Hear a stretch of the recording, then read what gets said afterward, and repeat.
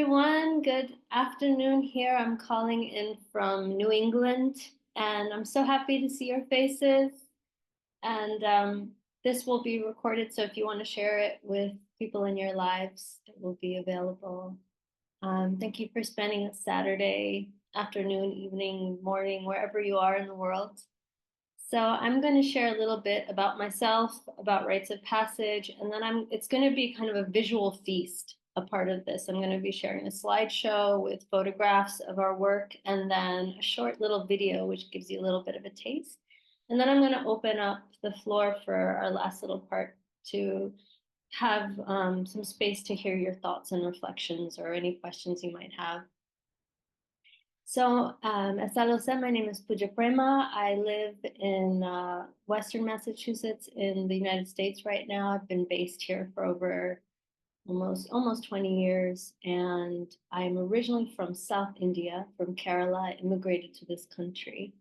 And a lot of my work is around community building. I often talk about the village and Martine Pretschel's work around the village heart and what it means to imagine and to build spaces for liminal ritual and village culture to emerge. And that can look so many ways, of course. So around decolonization, the arts have been a major practice for me. Ritual has been a major practice for me. And the weaving of those two realms back to a restoration of how they were in sync with village life. So South Indian and global South and global indigenous cultures all over the world always held the arts as part of community, practice, and very much related to the land and nature and how we and the land and culture are one continual emergence. Rather than in the colonized modern Western society, we have these separate compartments that art is something that you go to consume in a museum or in a playhouse, and you pay money to get an experience, which is often one of entertainment rather than profound transformation or interconnection with others in community. So my exposure to art and ritual and village life in South India, I went back to live and to study in South India in my late teens, and then lived there again in my 20s. And it was just a completely different world than the suburban sprawl life and television-centric life that we have here. At that time, that was in the early 2000s. It was in early 2000s. We didn't have the ubiquity of cell phones and bright lights and televisions that there are now everywhere in the global South. It was quite different 25 years ago. There was still remnants of what I would call a village culture and performance ritual culture that was, still alive, and whole villages would get together with grandmothers and grandfathers and moms and dads and aunties and uncles and little babies, and everyone would be there, stay up all night for hours, right? This is the context of community ritual, theater, and art that made sense to me. Back here, I didn't have that. And so a decade later, I created my own theater company called the Ritual Theater and created work, site-specific, community-based work for a decade in that mode.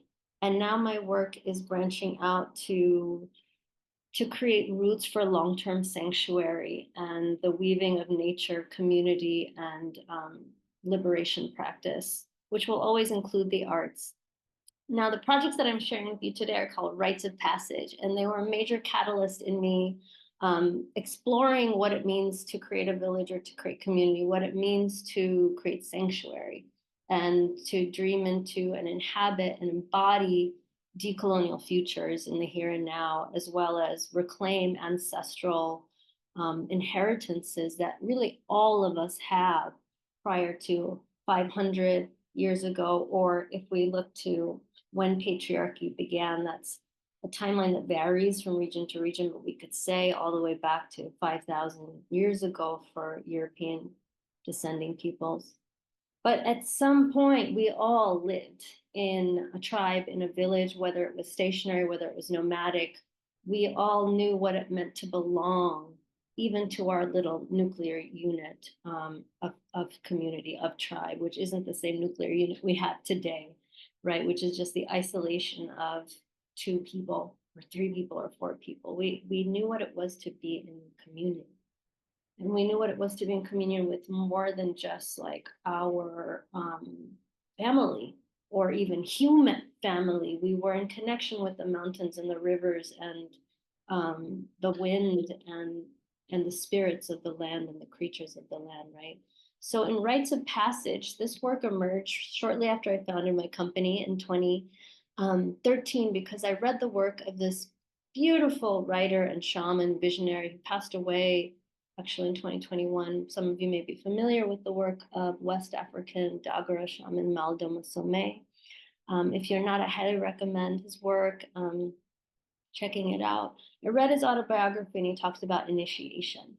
And particularly, there was a line in there that resonated with me, very much a bridge between East and West, very much home kind of everywhere at this point, but back then, nowhere, and very much in between worlds. It resonated with his story. And he said that unless our traumas, oh no, unless our challenges, our strifes, our, life experiences are ritually honored and seen, they will remain dimmed as traumas to cope with. And that just hit the very core of me because I knew, yes, that is true. We're living in a traumatized society, traumatized through this modern industrial capitalist world, traumatized through centuries of colonization, traumatized through the separation that we live in systematically. And we don't have community that holds us through all the experiences of our lives, whether it's the journey from growing into, a young man or woman or human from a child, whether it's becoming a mother or father or choosing not to, whether it's the losses that we endure, people in our lives, divorces, ends of relationships, ends of just whole personalities and timelines of who we are, the loss of our parents, the loss of so many things, as well as aging, which is so feared, especially in Western culture, especially here in the United States, as well as, we don't have elders, right? We shut up our elders in homes that are separate from the rest of humanity here. And just so many places on the life cycle that we have initiations now that our ancestors perhaps didn't have in the same ways. There are just so many moments that we don't recognize as initiation. We don't have a language or a map to imagine that these are actually sacred and empowering experiences. They're things that we hide away or just try and get over and push onward, right? And I wondered what it would be as an artist and ritualist to create a space where we could reimagine initiation, where we could hold each other and witness each other in these rites of passages that have never been celebrated or seen in the West for a very long time. And so I didn't know how, but I had the vision of a house, a literal house, and that each room in this house would somehow represent an initiatory theme in the lives of women, specifically as someone that identifies as a woman, as a radical feminist. I felt really inspired about our initiations, the ones that those with, uteruses and ovaries experience, all the patriarchal shame and conditioning that we have as women that keeps us not fully expanded and not fully alive. What would it be like to have an entire house where we could spread out, where we could literally fill it with our stories and our longings and our ancestral remembrances of it didn't always used to be this way, and here's what it could be like, and to inhabit for a moment kind of a revolutionary village way of life as women of all ages. So I first created this house in collaboration with 60 women in this bioregion. The youngest was 3, the oldest was 89. And then I created again in 2021. I started making a book of the project, and I realized, as I mentioned, I'm from South India. Yet I live here in New England, which is a 92% white demographic, white European descending folks. Um, and I realized that I had a longing that I wanted to be around more global majority people and women, specifically women of color, right? And that I would need to kind of cast a large net to find these women, to call them in. And again, I had no idea how that was going to happen, but somehow it happened. And a word of mouth spread, and that actually took couple of years to create the second house, which was called Rites of Passage 2020 Vision. And that house, the theme was really around we are the once and future vision of our ancestors. And the first house was more about the life cycle initiations.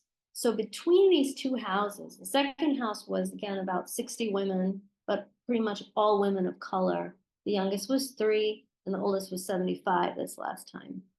The second time we had more of a community building process, because certainly I'd learned a bunch in 8 years. And it's always a learning, right? So we created this house with also being together for 10 days in ritual, in getting to really be intimate with each other before opening the house. So that was the idea, is that it was meant to be a rite of passage for everybody that participates.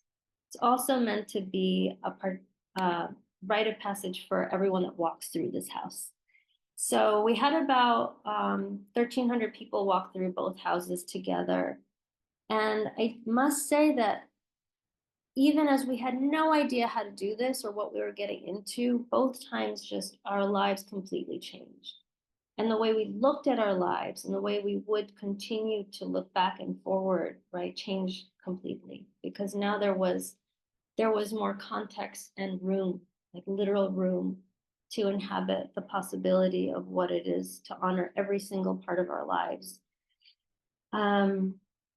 So those houses were open to the public, and folks would walk through from room to room and experience these visceral worlds. So it was very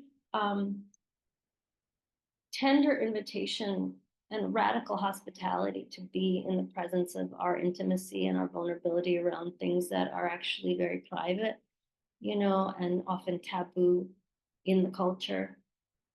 And the ultimate vision of this project is not that I, Pooja Prema, keep creating ritual houses because there's other things I want to create, but that it would serve as a template for other groups of women around the world to create their own ritual houses. Because there is no one house that's going to capture what initiation means to all of humanity or to all women, right? It really is going to change and emerge depending on the needs and the culture and the makeup of that community and the time that we're in collectively. So it's really an invitation to think about rites of passage in your lives and think about how you might be in your community and create a village culture of initiation and connection, reconnection, remembrance beyond the colonial separation paradigm. That might not look like making a rites of passage ritual house. It might look like having yearly rites of passage that for the elders, for the youngsters, for those in between. It might look like creating 3 rooms. But between those 2 houses so far, and it's an evolving project, we have 39 themes. So ultimately, I like to say sometimes it's sort of like a vagina monologues for the new century, because you seed something and you don't know where those seeds are going to spread or how they're going to root. But my, ideal vision would be to support other communities in creating their own rites of passage houses and to be in communication, to be in a network, like a mycelial network of these emerging houses, as well as just deeper and wider than that, making impact around the way that humanity considers initiation and women and aging and ancestors and meaning making. right, and grief and celebration as we move forward into this next precarious time of transition on Earth.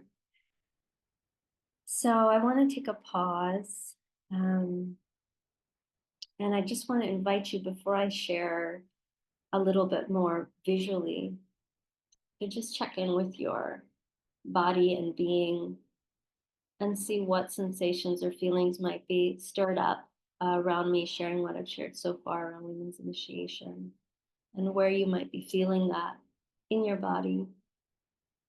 What are any textures, any memories maybe that are coming up of your own life or the lives of other women and non-binary folks in your life that have gone through beauty and hardship and yet had not been held through that. So I'm going to share my screen, and first I'm just going to run through I'm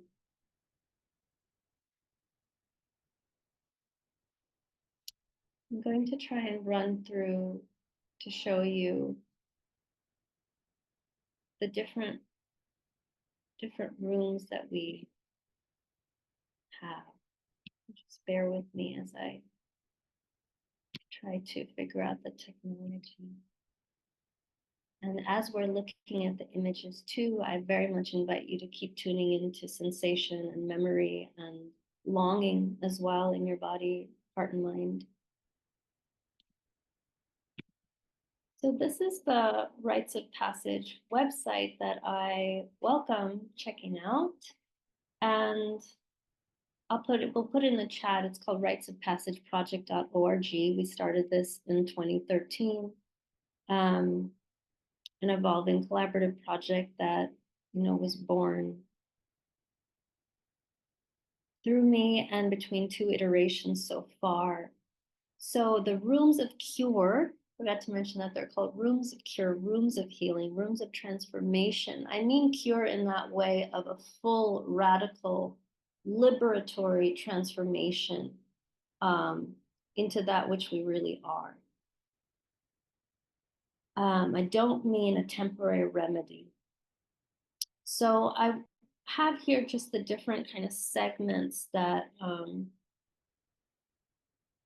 I so far put them into these 1, 2, 3, 4, 5, 6, 7 kind of thematic zones. Life stages, blood mysteries, trials by fire, reclamations, intergenerational healing, visionary futures, and holy repositories. So life stages include things that you would probably think of, like cycles is generally cycles in our lives, all of the cycles. But girlhood, adolescence, girlhood, childhood, adolescence, maidenhood. Womb of her own here is pregnancy, motherhood, aging, menopause, elderhood, death. Blood mysteries are related to all the things that come with having a womb. From the wise one here means the menstrual cycle, and the nothings you'll see later as well was a room dedicated to stillbirths, miscarriages, and abortions. Trials by fire are those things that are they just ravage you, right? They tear you down, whether it's a hurricane flood or a divorce or the death of a parent or it's a radical change of life, those initiations, those seasons that make you by breaking you. So those are some that are mentioned. Reclamations include larger cultural themes. So No Longer Silent was a room about healing from sexual trauma. Hysteria, which you'll see more later, was about madness and reclaiming, the holy sanity of being a woman in patriarchal culture that has told her she's, batshit crazy or wanting anything outside of that structure. Queer Origins was an exploration of queerness and gender expansive childhood and beyond the binary boxes of gender in the culture. Animus was about reclaiming the inner masculine. The Body Room, a room about hair, sisterhood. Intergenerational healing is another set of themes. Woman, heal thyself. Migration, diaspora, the stories of our various diasporas and journeys through generations, right, to new lands and places. That which we leave, that which we have to let go of, and that which we embrace. The grief room, I'll share more on that later. Forgiveness, remembering my father, sustenance or rest, and the web. And lastly, we have visionary futures, which were rooms about what would it feel like, look like, smell like, to be in the future of our liberation, to be in a future of radical, beloved community and possibility beyond the capitalist colonial matrix. Whole and healed.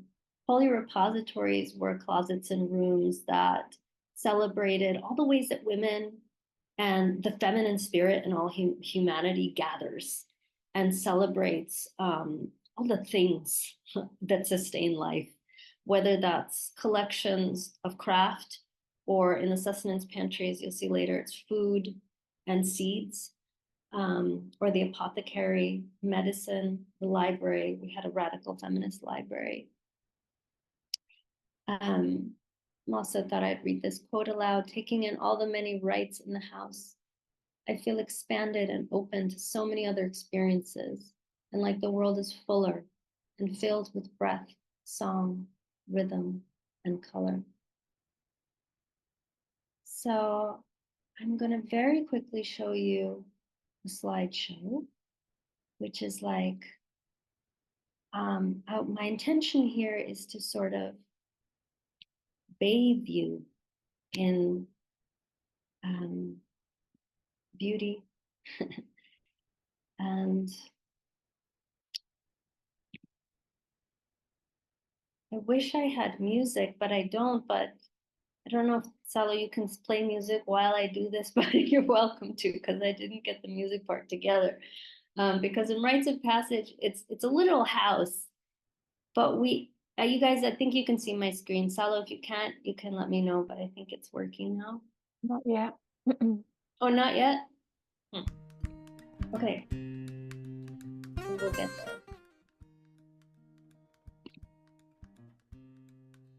So,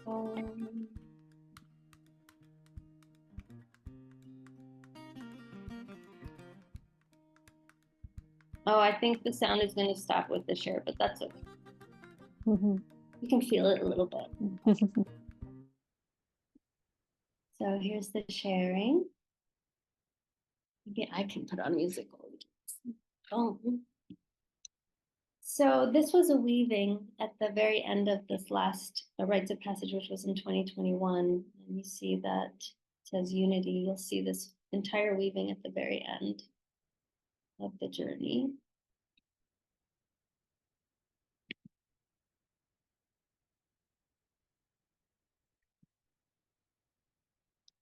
So Rites of Passage happened in a literal women's club. It happened to be, there actually is a fascinating history of women's clubs that were all over the United States. There were probably thousands of them, originally created for white women. And then there were many houses also created in urban communities, particularly for Black women.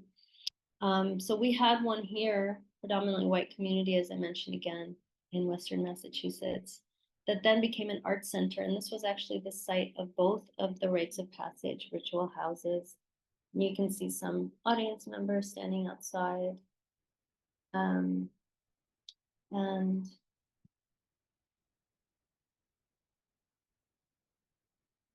I wanted to present this image by Lisa Jimenez, one of our artists in the last Rites of Passage, because some of us that have been part of the last one have recently been thinking a lot about cracks.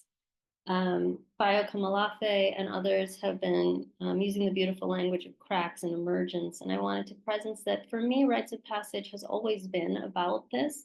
It's always been about how fecund nature and the wildness and resilience of the feminine and the ancestral heart emerges through the cracks of the concrete of our colonized culture and mind.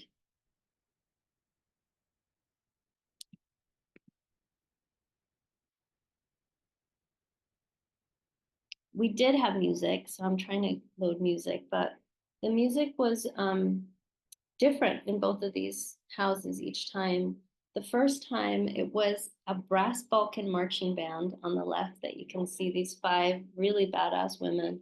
And the second time I heard drumming, right, that we needed there to be drums. And so we had this trio with a whole lot of different percussive instruments. And this was music that you could literally hear the entire time, wherever you were in the house. And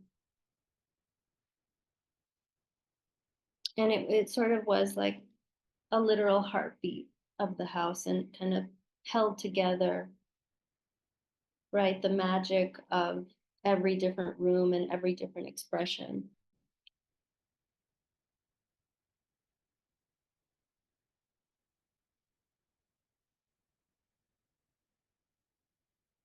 Girlhood, queer origins. Some of these multimedia rooms also had film. You'll see many altars to nature. For some reason, my music is not playing. Adolescence, 2021 adolescence is what you're seeing here. The music coming on, blinking her code. We have this beautiful group of 5 girls of color. They're part of a local program, also called Rites of Passage Empowerment, that created this room last time. The first time it was created by 2 white women that were reflecting on what adolescence was, as well as a young woman. Maidenhood, what does that really mean? It means that awkward flowering of becoming not a child and not an adolescent and not fully a girl and woman yet either. This room, the first house, actually, we had 3 men that were part of that house. And this was also a room exploring romance and relationship and actually the fluidity of gender, because these 2 that you're seeing here would exchange their clothes in a ritual ongoingly, as people would come and view and leave. And what you're seeing around them right now is actually all of the participants of the first Rites of Passage house. Because we too walked through and saw the rooms. This was that cycles closet where there was a ritual of washing and hanging up underwear. And as you'll see, there's underwear from all the life stages, from little kids' underwear, baby diapers, till old lady underpants, as we say here in the US. This was a couple of rooms that I'm just presencing here because there's so much attention around women caring for themselves, celebrating their body, healing body shame, and really nurturing that which is not allowed to be nurtured in the culture unless it's in a superficial consumptive way. This was like a radical restoration of rest and love and self-value and respect, right?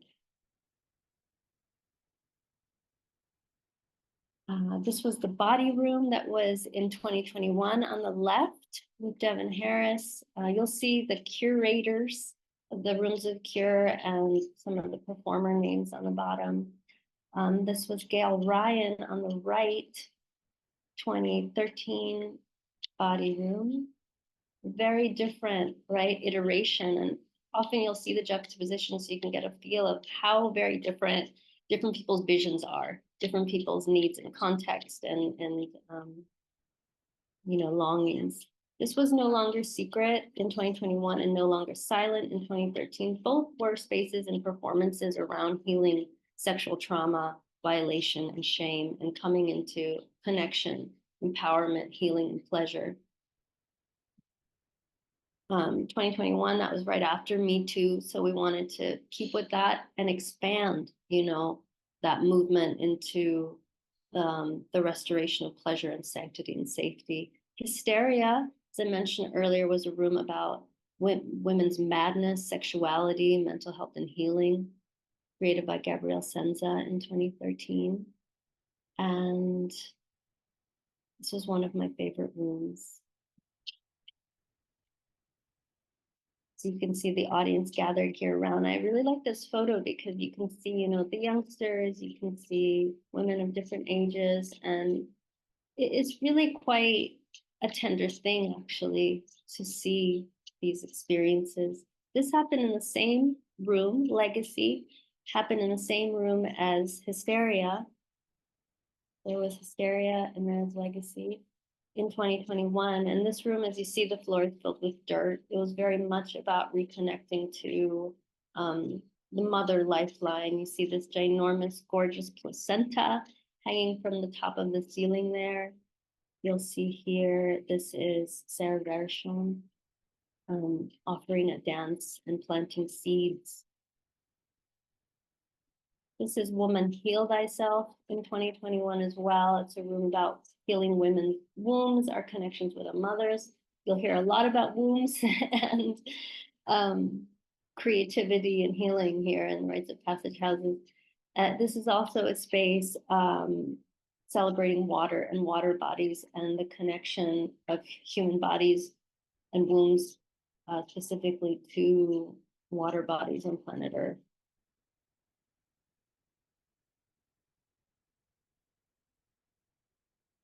This is Animus, the room I mentioned about reconnecting with the inner masculine and wildness, untamed, undomesticated, fugitive, wildness, sexuality, migration diaspora. This is Nicole Kambu offering a ritual around earth and rest and reconnecting to roots. This was part of her installation around matriarchal lineages, photographs that she took and she asked for amongst the community of our grandmothers and mothers and ourselves. This is the grief room that I just briefly mentioned earlier. So this is a room that I curated honoring 4 global diasporas. The Americas diaspora, one wall of 108 portraits of women. The African diaspora wall, the Asian diaspora wall, and the Middle Eastern diaspora wall, each 108 portraits of women that are meant to symbolize women past, present, and future. And the legacy of grief, displacement, erasure, enslavement, genocide that our lineages have endured and yet continue to walk forward in resilience in spite of and because of those initiatory challenges. Yeah. So this was a very, very strong room for people to come into. It was silent. This is a room of dissolution for all those initiations that render us kind of in the way that the caterpillar becomes the butterfly. We have to go through that liquefying stage where we are absolutely in the blackness. We're in the nothingness. We're in Inanna's descent. Forgiveness was a room from last time created by Zaria here that we felt was very important to include in the journey of healing and remembrance. Forgiveness for ourselves, for ways that we may have compromised or abandoned ourselves, forgiveness for our ancestors, forgiveness for the structure of the oppressor within and without. Because until we work with that level of forgiveness, I don't think we really can create the future that we dream of or embody it. You'll see a lot of flowers, you'll see a lot of dirt in the last rites of passage.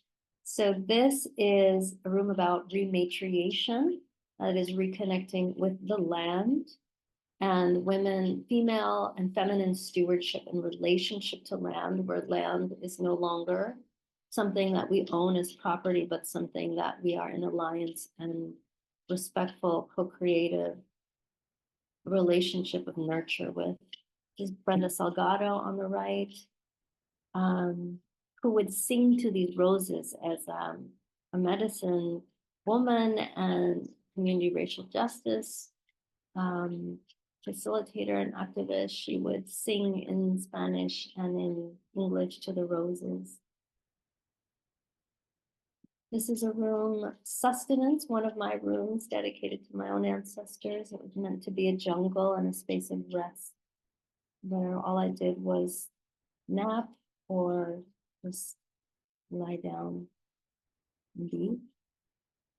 This is the sustenance pantry. It's a pantry of ancestral foods and heirloom seeds. And again, that theme of cycle, right? That we save the seeds in order to grow our food, in order to create sustenance for ourselves, our families, and communities, and then to keep that cycle going through the generations. This is the apothecary full of medicine that different women in the community offered. This was a space that was there to remind us that, you know, our ancestors knew how to heal themselves and their communities, and picking back the power of our own bodies, our own relationship with plants, plant sisters, as my friend Sakna Heather Maben calls them, and you know, it is within our reach.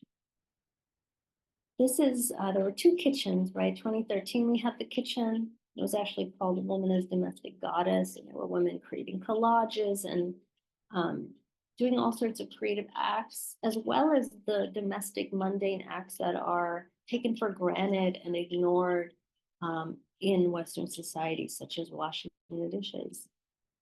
This was the second soul kitchen, created by Cheryl O'Reilly, also very colorful. This was a little bit more of an intergenerational vibe, because we have one of our 70-year-old elders, Cheryl, and we have our little 3-year-old in here, and we have all these displays of what it means to nurture and care for and create on all the levels that women create. And what it is to be in community. The way that Cheryl's vision for this was the memory of her grandmother's kitchen growing up in Texas, and how the kids would run around and they would be, you know, in and out of the kitchen while the grown-ups would be bringing in the fresh fish that was caught that day, or the meat that was hunted, and the food that just came out of the backyard, and making, you know, that day's supper. And that, again, that wholeness of a life that marginalized communities too in the US had. And yet again, like all of our ancestors at some point in time did have this holistic way of life. The living womb was meant to be a womb. This is a ginormous placenta, yet again, another placenta and an umbilical cord here. And this was in honor of menstruation. The wise wound in 2013 was a space that I curated in a space of nurture. This was a little glimpse of the closet that had 3 tiers for honoring stillbirth, miscarriage, and abortion. This was A Womb of Her Own, which was about pregnancy in 2013. She was very close to her due date here. This is motherhood we had in 2013, and it's showing those dual sides of the beauty and tenderness of motherhood, and also the loss. When we lose a child before it's time, when we have to let go, right? In all the ways that motherhood demands letting go and growing ourselves up and learning to hold space for that, which is, you know, often really heartbreaking as well.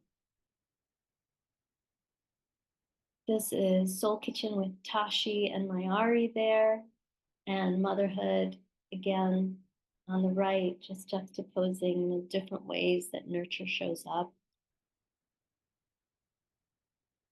Age is Power in 2021.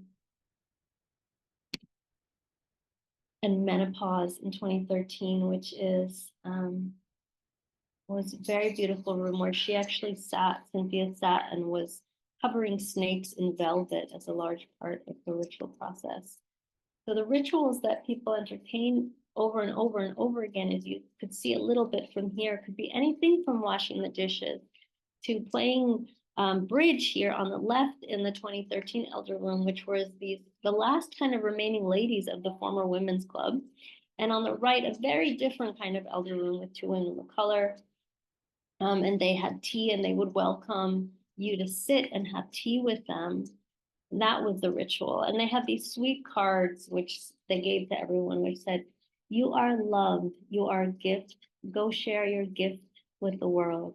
Blessings, the elders. And as simple as this room was, it was actually a room that touched so many people because we don't have elders in the culture. And they just sat there in the room. Some people cried. It was very, very deep. You never know what room it is that's going to hit you, or what ritual you see, whether it's someone dancing in dirt or speaking a monologue, or a woman just rocking her child, right? From the mundane to the poetic, all of these rituals evoke things that we know to be true. This was a little glimpse of the radical feminist library we had last time. It was a curated library. These are two versions of the death room from 2013 on the left and 2021 on the right, curated by two different artists, two very, very different spaces, but very evocative of this mysterious and so important initiation that Western culture completely wants to ignore and postpone indefinitely. Then we're nearing, with that, the end of the actual house. The final space that people went through in 2013 and the penultimate in 2021 was the rebirth canal, which was made to be, a ginormous vagina that people traveled through as an initiation, and emerged renewed, right? But lastly, in 2021, they would go into Vias for Victory, which is what I mentioned briefly earlier. This ginormous weaving was meant to represent, created by Cynthia Alberto here, who's weaving it on the backstrap loom. You'll see it on the left here, was meant to represent the story of ancestral legacy and dismemberment and remembering, for all of us, for all of humanity. Here on the right, we have the web from 2013, which had a similar thematic feeling, but a very different presentation. And yet again, a ritual of fiber making, right? Again and again throughout the house, like these things are tactile. They're not theoretical. They're about the dirt and the water and the seeds and the flowers, right? They're about the return to working with our hands and being in community face to face with each other. That is what village culture is. It's not something theoretical or abstract. It's not something we can do online, something we do with our hands and our love. We, at the very end, audiences were invited to write down a rite of passage of their own. So we have hundreds of these cards, and they're very, very moving. And at the very end, this picture didn't show up for me. We had a parade both times where the band or the musicians would play, and everyone would follow them through the house, and we'd dance. And it was our festive moment of kind of stringing all the pearls in a necklace and running it through the house. All the pearls, all the jewels. This was 2021, where we had our drummers, and it was a pretty wild time, because afterwards we would actually go out of the house and we would dance outside in this like circle of 45 women just going kind of wild. And that's not something we get every day, right? And it's certainly not something that most people see every day. So the last thing I wanted to presence here is that, as I mentioned, the first Rites of Passage was really an experiment of, well, how do we do this? And we connected by being in the house together. And the second time, I set up more conscious rituals in addition to that. So first of all, we have 45 women on site and 60 contributing in other ways at a distance, and 45 on site for this period of 10 days. And we had a community grief ritual that was led by two Black women elders from the Dagra tradition that I mentioned earlier. Is the West African tribal spiritual tradition of Malidoma Somé, who inspired actually this entire project in 2021. So we had a community grief ritual where we went into the forest and we created altars and experienced a very deep ceremony, and that bonded us in a profound way. In addition, we in 2021 had these kind of caretakers called soul support mamas, which you'll see on the left, that really were there to support everyone in their process. Because it was, someone said it really beautifully at the end in our final closing circle there. You said this was going to be a rite of passage, but this was a rite of passage, right? It really is. So to navigate that and have support with that, in addition to everyone holding space.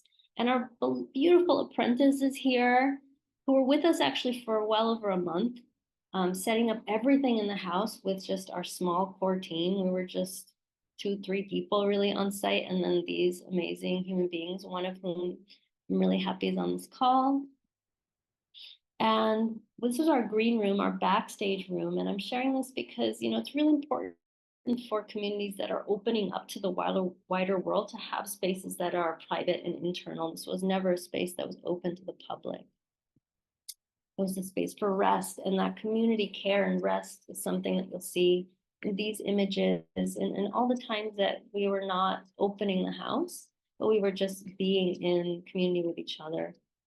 And these are some glimpses of that, beloved community moments and intergenerational connections between Liberty and Mayari here, and the mamas on the right, between 2 of our apprentices, Io, on the call now, and Nevia. And, we had an in-house ceramicist for 2021. We had women, literally coming and bringing all of these fabrics and things and creating on the spot in those 10 days, quilts and, as you saw, placentas and all sorts of things. This again were our apprentices, the day that some of them and I went and we actually harvested medicine and made medicine for the apothecary. More glimpses of some of our community members from 2021. 2013, this is our group connection and singing together. 2021, those Rites of Passage 2020 vision, it just happened. This was our beloved community there. So with that, I'd like to share with y'all a little glimpse of what it actually felt like. And this is a clip, just a 3-minute clip of the room called Soul Kitchen from Rites of Passage 2021 that was curated by Cheryl R. Riley, that I feel like really captures this, what I like to call village building and future visioning in such a beautiful way. So Belle, if you want to share the video now, that would be great.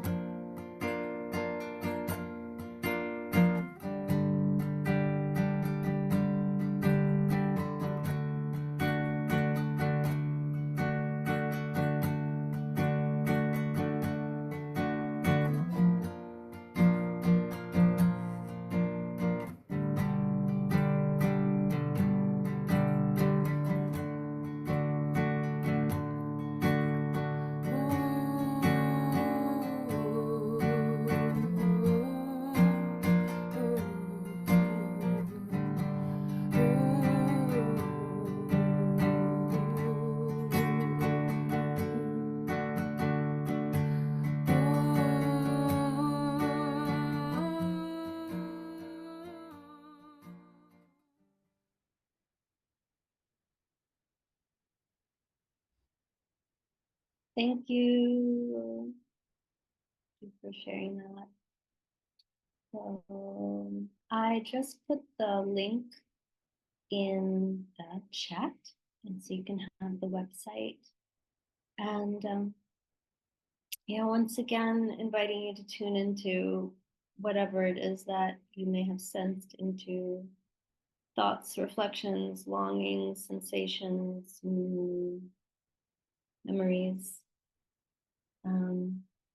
As you see, these houses were kind of big and elaborate, but it's also possible to create a house of rites of passage with less rooms, less people, because really the spirit is to be in community and to reimagine initiation.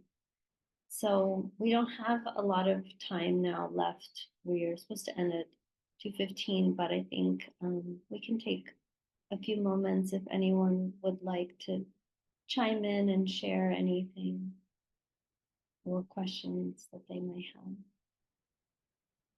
Does anyone share anything?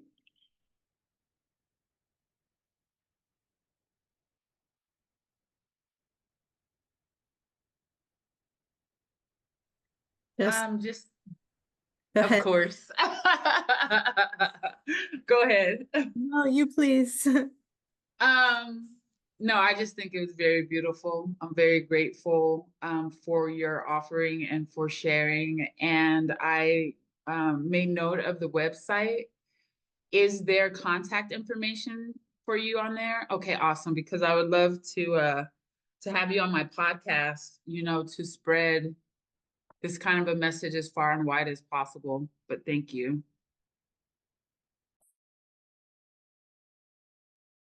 I just wanted to say thank you as well. It was exquisite. I was crying, weeping. It's just stunning. Thank you.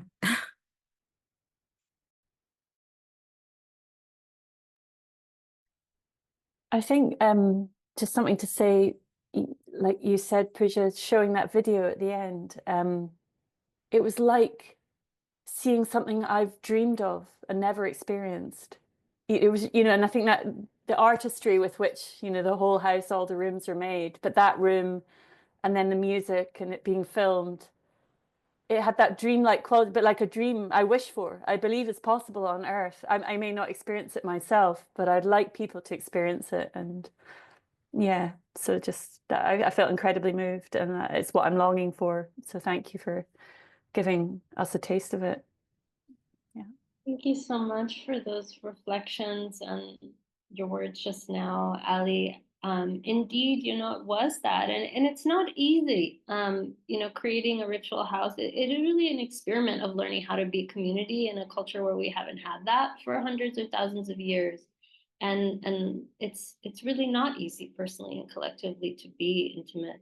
But the house was open in that way with a lot of generosity, and we wanted folks to feel welcome and to feel exactly what you just expressed so beautifully, and I think people did. Um, and if you guys would like to watch, there's actually a 5-minute kind of short of different rooms from 2013 on the site, and there's a 60-minute walkthrough film of the entire house of 2021 that's on the website. It's on YouTube. You can just go to the website and it'll say watch the full film, and it's for something that's a live interactive event is actually it's actually translated really well into the film. So Soul Kitchen, that was just a snippet of that 60-minute film.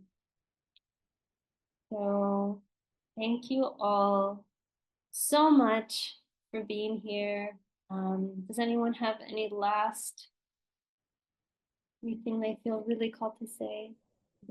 There's a good question there in the chat, Pooja, just from Nicole about kind of what about future houses and your future work? Right. Yeah. So the future, the vision of the future is that if you feel called to create a house of your own in your community, anywhere in the world, that's what we would like to happen. That I would like to support that. And at some point, somewhere down the line, we'll be publishing a book about women's initiation based on the Rites of Passage Project, as well as a workbook that would support folks to create their own houses. At this point, we don't have the workbook, but I can still support and assist, and other folks that are excited about kind of getting together and holding space for that for other communities. Like there are a few of us that would like to support that. So ideally it would, mushroom in different places in a way that is emergent and organic, and that we can share the templates, the blueprint, the kind of the values and the ways that we have learned that this works well, as well as having spaciousness for our rituals are not going to be your rituals. It's not a cookie cutter thing, but it's how can we create an emergent template that can adapt and for every single community, right? So yes, sign up for the email list and feel free to reach out and share this with your friends. And I would love to see Rites of Passage houses pop up in the future, all sorts of places. And you don't need to necessarily have a huge 27 room house. Second time we used 27 of those rooms. First time we used 21. You could just start with 3 rooms. So thank you for that. Curious how it was funded. Yeah, I'll just say that the first time we had a pretty modest budget, and the second time we had a much more robust budget, which is why you see such a lushness. I do think this can be done, though, with very little money. We had also massive community support in terms of donating materials and food and housing and all sorts of things. So if it wasn't for that connection in the local community here, something like this can't happen. But I would like to see folks working in a generosity economy way and trying to build projects like these that are less reliant on money. As someone that had a theater company and has been in that world, I wanted to really give this everything in terms of fundraising money for it. So with money, abundant money, with less abundant money, but still abundant resources, it's possible. So grants and private patrons, right? And very much just it was that time when folks felt like, I want to support people of color. So it was riding the wave of what was emerging in the culture. But I think this feeling, right? The moment you touch it and see it and feel it, you're like, oh yeah, I know what this is and this needs to be here. So I think there will be support for a house if you want to build a house. So again, thank you all so much for tuning in. I know this is going to be recorded. Martin is saying, can we go 10 minutes more? But I think there's probably a another call coming up. I'll just say that, yeah, so there's so many details that I didn't get to, but the curating of the audience was in groups, and it was a very held process. We had what I called midwives, house midwives, that were there actually to hold space for the audience as well. If the audience had emotional needs or other things come up, or just physical needs, handicap needs, all those things were supported by like up to a dozen of these women that were just there as house midwives. So that the whole thing is very intentional in terms of holding and welcoming and how to create support for village ritual in a culture that we don't have that at all, right? So there were all these intentional pieces in there. Great question. Salo, are we ready to wrap up, or do we have a few more minutes? Is there another session coming on? Yeah, there is we keep in the conference, but you can use 5 more minutes if there are more questions. Okay, cool. Yeah, thank you guys. I really love the questions. I would love if someone else had another question, or if I missed anything here. Just checking. Just to say, I've just thought of a question I had, but I've said something already. I don't know if someone else wants to speak. Yeah, I'll leave it to others. Yeah.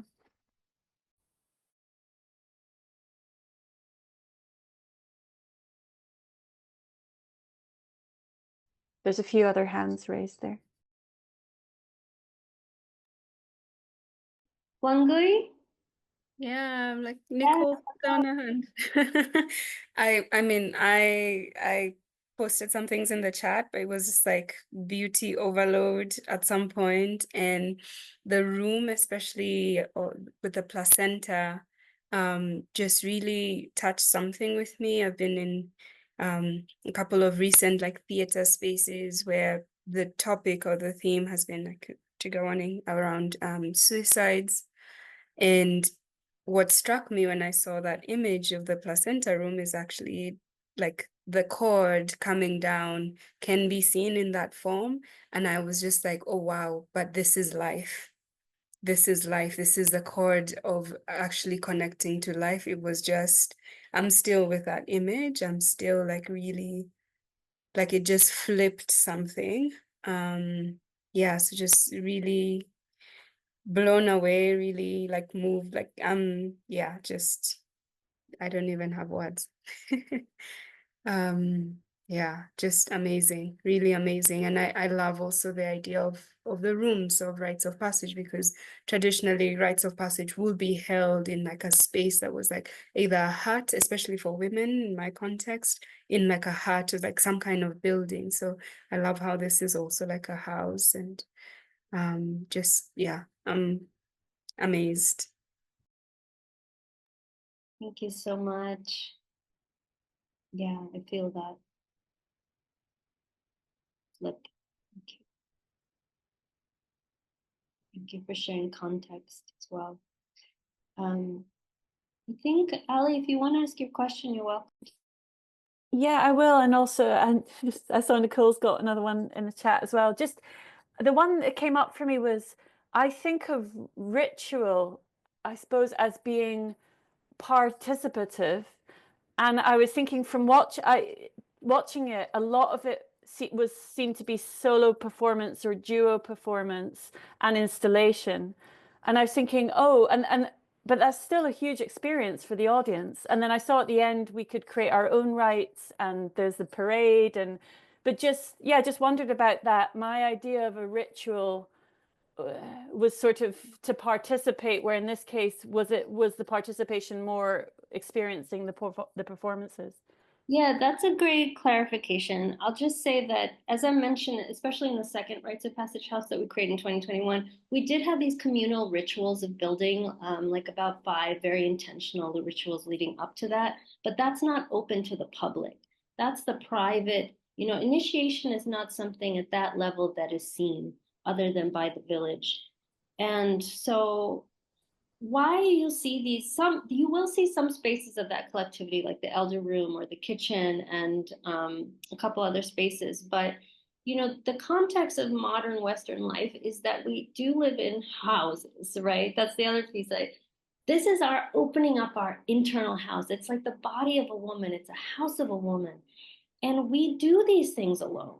We wash our kids' diapers alone, and we wash the dishes, and we do have our internal initiatory rite of passage. So any ones that you see, like the ritual that one guy had mentioned about the umbilical cord from the placenta down into the dirt that Sarah's dancing in, that is her journey with her ancestors, her mother, the lineage of colonization and estrangement from land, that every time she dances that and plants a seed or offers a seed to the audience, because there are interactive moments that you're not seeing, it's like that is the healing that's happening right there and then.